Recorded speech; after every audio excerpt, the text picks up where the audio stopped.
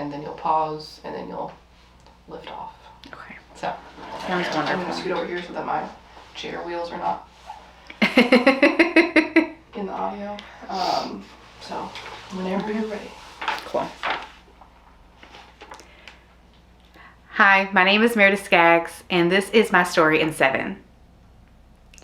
I don't know if you've ever felt that moment where you've just felt small, not physically, but just you're in a space where you didn't feel like maybe you mattered or you weren't worthy enough.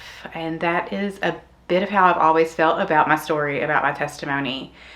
My before Jesus isn't this big, dark thing that gets brought to light. I grew up in a church home, and my before Jesus was modeling my parents. We would go to church whenever the doors were open. So that was a lot of Sunday mornings and Sunday nights and Wednesdays, and even outside of that, helping clean and serve.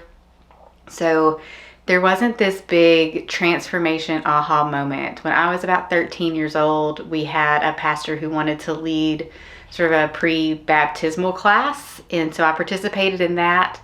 And at the end of that, I did accept Jesus as my Savior. So that's when I was baptized.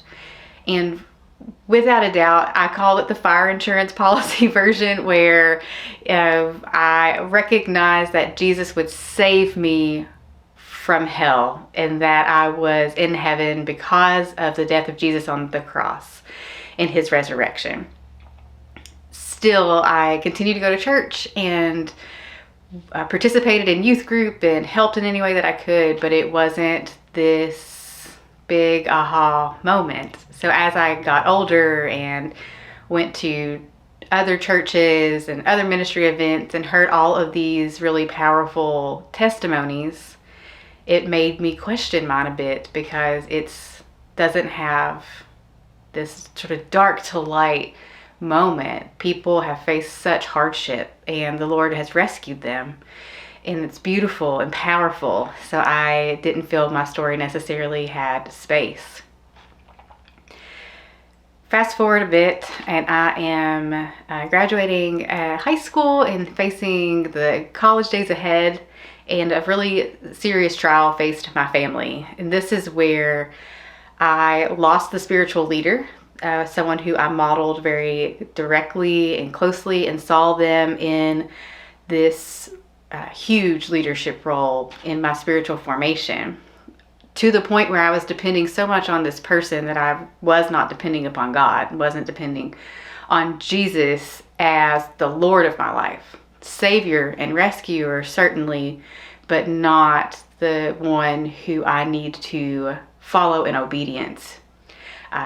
That specific trial and season literally involved a trial. And so in an effort to kind of see where I could find hope, I immediately ran to my Bible, because I really just didn't know where else to go. And I can't explain why I thought to go there, other than I had seen that's where this person had gone. So I followed in that modeled leadership. I had a copy of the Message paraphrase of the New Testament, because I had a really hard religion teacher, and I used that as a study tool. And I opened it up to the book of James, and that is where I found the very first few verses that say, "Count it all joy, my brothers and sisters, that you will face trials." And it was quite literal what we were facing, and it is not what the Bible means when it says trials, but for me, it wasn't ironic that those two things lined up. So I read the New Testament cover to cover over and over again. And through that is where I started to realize that my faith and my relationship with Jesus was mine. Like I had to be an active participant in that relationship, and be willing to have that relationship with Jesus on my own, and not depend upon earthly people to lead the way in that, or to intercede in that for me. I still wouldn't say that I was fully transformed. So again, I've gotten to the point where I have Jesus as my Savior, and I have gotten to this place of the Lord of my life, and still there's this work happening. When my husband and I got married, we moved to Owensboro. He worked at Davis County Detention Center, and so we would see people that he protected in the jail out at Walmart or wherever else in town. And sometimes those were really great interactions. Sometimes they were a little bit scary. And I'll never forget this time where a bunch of guys just came running up towards us, and they were yelling my husband's name, and I got so scared. And this is after a season of visiting my own family in prison and being exposed to some of that life that I had never imagined being a part of my story. Yet here I am, just paralyzed at Walmart on 54, where they have the little quick checkout now for food and lunch, and realizing that there are people who just really respected my husband and wanted to tell him how proud they were that they were in recovery program and share about how the Lord was working in their life. And that brought me to tears when we walked away, because my reaction to them was fear and not this openness to see them where they were at and embrace them. So my prayer that night was, "Dear Lord, break my heart for what breaks yours," and particularly for the recovery community.